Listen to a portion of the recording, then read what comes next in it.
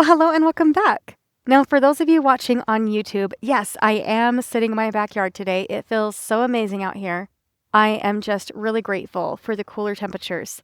Here in northern Utah, like most of the rest of the country, it has been incredibly hot and incredibly dry, and we've had plenty of fires. In fact, there was one a couple weeks ago that was just a mile and a half from my home. We could see the ash falling in our front yard. We got a reverse 911 phone call in the middle of the night, and that was a very long night. Fortunately, our first responders, they were able to act incredibly quickly. They were able to protect all of the homes. There were some vehicles lost, but all of the homes were protected. Everybody was evacuated that needed to be, and I am just so grateful for their quick response. And also, I know that other people weren't as lucky, or maybe they're even still under fire. And I want you to know that my thoughts and prayers are absolutely with you. And because of all of that, because of the extreme dryness and heat, I was just so grateful that this morning we had a rainstorm come in and cool everything down. And I think the next few days are going to be a little bit cooler as well. And I am just so grateful. So I wanted to be out here to talk to you today. Now, today we're going to be talking about boundaries. And it's just going to be a very short and sweet episode, but I hope that it will be impactful for you. So if you're somebody who has ever struggled with boundary setting, maybe because you didn't want to hurt somebody's feelings or you were worried that your words would come across as too harsh, then today's episode is for you. But before we dive in, I just want to let you know that this is the last week to apply for my 12-week self-reclamation project. I currently have just a few afternoon and evening slots available. And so if you are interested, make sure you email me at MaryAnn@MaryAnnWalker.life and let me know that you'd like to secure one of those seats. This is a 12-week program where you and I can look at your personal circumstances, your own personal thought patterns, and apply all of the tools that you've been learning here on the podcast for you personally. There is so much that can be accomplished by just listening.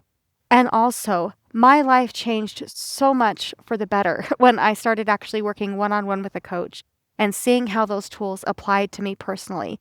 It helped me to see my personal blind spots, and it's the whole reason why I became a coach in the first place. So if you are interested, check out the show notes to find my contact information, and let's chat, okay? Okay, so now into boundaries. Many highly sensitive people, they struggle with boundary setting. And like I said, sometimes it's because they're a little bit nervous that they might come across as rude or unhelpful, and they just want to be nice, right? And so they have a really hard time saying no. And oftentimes it's because they have equated their worth and their value with what it is that they can offer somebody else. In other words, in their mind, it's, no, but I must say yes in order to prove that I have worth and I have value. So then they find themselves saying yes when they don't actually have the time. They find themselves saying, yeah, of course I'm available, or yes, I'm willing to take on additional emotional labor or manual labor, right? They find themselves saying yes when they really want to say no, and that can create tension and resentment in a relationship. And because it can be such a challenge to say no, then when something does arise where they really do need to say no, for example, maybe they have a lack of time, a lack of energy, a lack of interest, or just some other reason, then saying no, it really can create a lot of inner tension. So today I'm going to share with you a very simple way to say no while still honoring your kind and highly sensitive heart. It is so super simple, and we're just going to call it the boundary sandwich, okay? There are both open-faced and closed-faced sandwiches, and we're going to talk about when to use each of those. But basically, the boundary sandwich is this. Say something nice, state your boundary, say something nice again. It's that simple. And I get it that if you just take that, you're just going to experience so much growth. It's just going to be amazing. You're going to experience so much peace. But I really want to kind of dive a little bit deeper into this to help you to really understand why this works and how to fully implement it, okay? So first, you're going to acknowledge the other person while assuming good intent. That's the nice thing, okay? You're acknowledging their good intent. Then you're going to state your boundary without over-explaining it, okay? We're going to be talking a little bit about that today as well. And then you're going to finish by, again, saying something kind or encouraging. And it sounds super simple, and it is. And it takes practice to implement. So let me tell you why this pattern, why this boundary sandwich, why it works so well. When we start with acknowledging the other person while also assuming good intent, it just makes everybody feel good, right? It's honoring to your highly sensitive heart because you're looking for the good in the other person. They're now feeling seen and heard because you're seeing them and you're assuming good intent rather than any form of manipulation, right? So that's the easy part, is just saying the nice thing. That's what you kind of are very, very good at, actually. So after you acknowledge their good intent, Then you're going to say the word and then state your boundary. And when you state your boundary, you're going to keep it kind and clear and to one sentence, okay? No over-explaining here. Now, for a lot of people, then they think that over-explaining is the nice thing to do. But when you keep it brief, it helps to keep things more clear. And as we've talked about here on the podcast before, clear is kind and unclear is unkind. So it's really easy to think that we're being kind by over-explaining, but it actually makes our messaging less clear. So for example, if somebody asks you to do them a favor, then it might be easy to think, oh, I'll just list off all of the reasons why I can't. And then they'll have so much clarity around all of the reasons why I can't do the thing for them. But when that happens, you might think that you're being kind, but now your no, it's actually buried in your long list of things that you need to do. And that makes it unclear, which makes it unkind, okay? And when we do that, it also often confuses the person asking because now then they're like, okay, well, they've just presented me with a problem. They told me all of the reasons why they can't help me. And if I can solve their problem, then they can still help me. Right? Have you ever been in that situation where somebody's asking you to do something and you try to tell them no, and then suddenly it's like, no, your reason's not good enough. You gave them a whole list of reasons and now your reason's not good enough and you find yourself still doing the thing? If so, it might be because you're an over-explainer, okay? So here's a very clear example as to what this might look like. Let's say that your sister calls you and she asks if you can watch her kids this weekend. And instead of keeping it kind and clear and just saying, I'm sorry, I'm not available this weekend, right? That's like the end of the story. That's just where it's going to stop. Then instead you might think, oh, I better let her know all of the reasons so that she won't feel bad. So then you find yourself using a lot of words. For example, you might be saying, oh, I'm so sorry. I wish that I could. We already have plans. I've just been so tired lately. I really need a nap. I'm hoping to catch up on a few things. The kids are just so busy and they're just bored and so they keep messing up the house. I just can't get anything done. And I also promised my husband that I'd spend time with him this weekend. And so I feel really bad saying no, but... And then you shrug, thinking that she's going to understand that, oh yeah, I can now see more clearly now that there's no possible way that you could help me. But then your sister might respond with, oh, you know what? I totally get it. It sounds like you really need a break. Why don't you bring the kids to my house and then they can just play outside while you and your hubby visit inside so then you can get hubby time. They won't be messing up your house. Problem solved. 2 birds, 1 stone. I just fixed it. Aren't I amazing?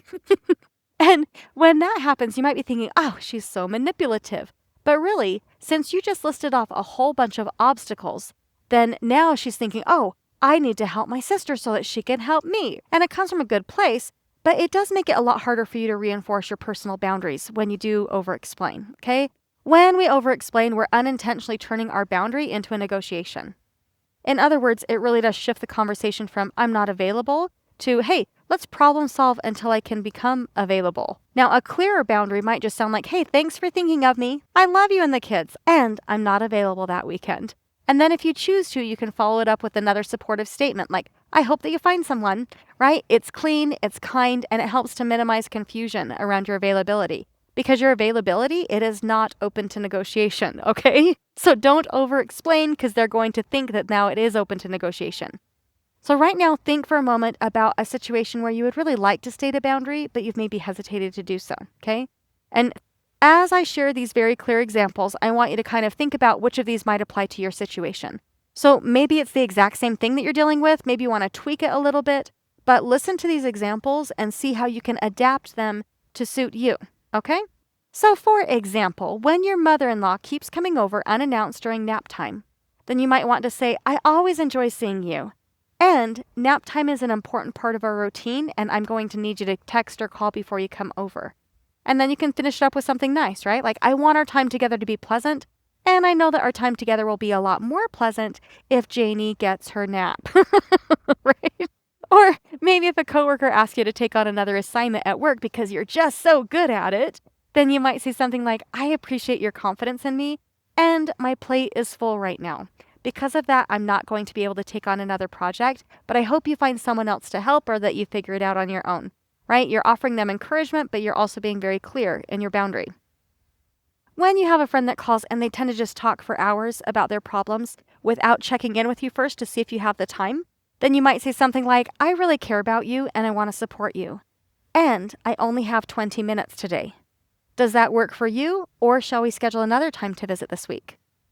When a family member is pressuring you to attend a gathering after you've already told them no, you might say something like, I appreciate that you want me there, and I've already made my decision. I hope you all have a wonderful time. When somebody comments on your parenting choices, you might say something like, I know that you're trying to be helpful, and we're choosing the approach that feels best for our family. Now, this one is an example of an open-faced sandwich, okay? You're not necessarily putting another kind thing on the end. And this one is really handy when you want to have a little bit more of a firm line, when you want to let somebody know that, hey, that's not appropriate, like questioning your parenting. Hey, that's not appropriate. You can be kind and let them know, yeah, I appreciate your concern. And this is how we're choosing to navigate it. Period. Full stop. That's the end. Okay? So you can kind of pick how much weight you want to add to them on if you're making it a closed sandwich, that's going to add the other nice thing at the end, or an open sandwich where you're just saying something nice and affirming and acknowledging good intent, but then you're stating your firm boundary. All right? If a neighbor asks you for just one more favor after you've been saying yes for months, then you might say something like, hey, you know what? I'm so glad that I could help you in the past, and I'm actually no longer available to do that thing for you. I hope you're able to find another solution. When somebody expects an immediate text response from you, you might say something like, I really appreciate your reaching out, and I will respond when I'm available. Our friendship is valuable to me, so yes, of course I'll be in touch soon. When somebody keeps bringing up a topic that you've repeatedly asked them not to discuss with you, you might say something like, I know that this really matters to you, and I'm not willing to discuss this topic anymore. Again, that's another example of an open-faced sandwich, okay? You're still being kind, you're being clear, but it feels a little bit more firm. When your family assumes that you will be hosting for the holidays again this year, you might say something like, I love spending time together, and I'm not going to be hosting this year. But if someone else is willing to host, we would love to join in, okay? Again, you're just being kind and clear and firm. When your boss is contacting you after hours for non-urgent matters, you might say something like, hey, I am committed to doing great work during business hours, and in order to do that, I really need to keep work at work so I can rest and relax at home and be more focused at work. When somebody makes a joke at your expense, you might say something like, hey, I know that you are trying to be funny, but I don't like that. You can set boundaries in a way that honors your kind heart, assumes the best in others, and that minimizes negotiations afterwards. Okay? It is possible. It just takes a little bit of practice. So if this has been helpful for you, leave me a review. I'd love to have your support. Remember, check out the show notes if you'd like to learn more about over-explaining and find that episode, or if you're interested in joining my 12-week program, I have a whole bunch of resources for you in the show notes. So come and check it out. Here's to stating boundaries with kindness. I hope you have a great week, and let's talk soon. Bye now.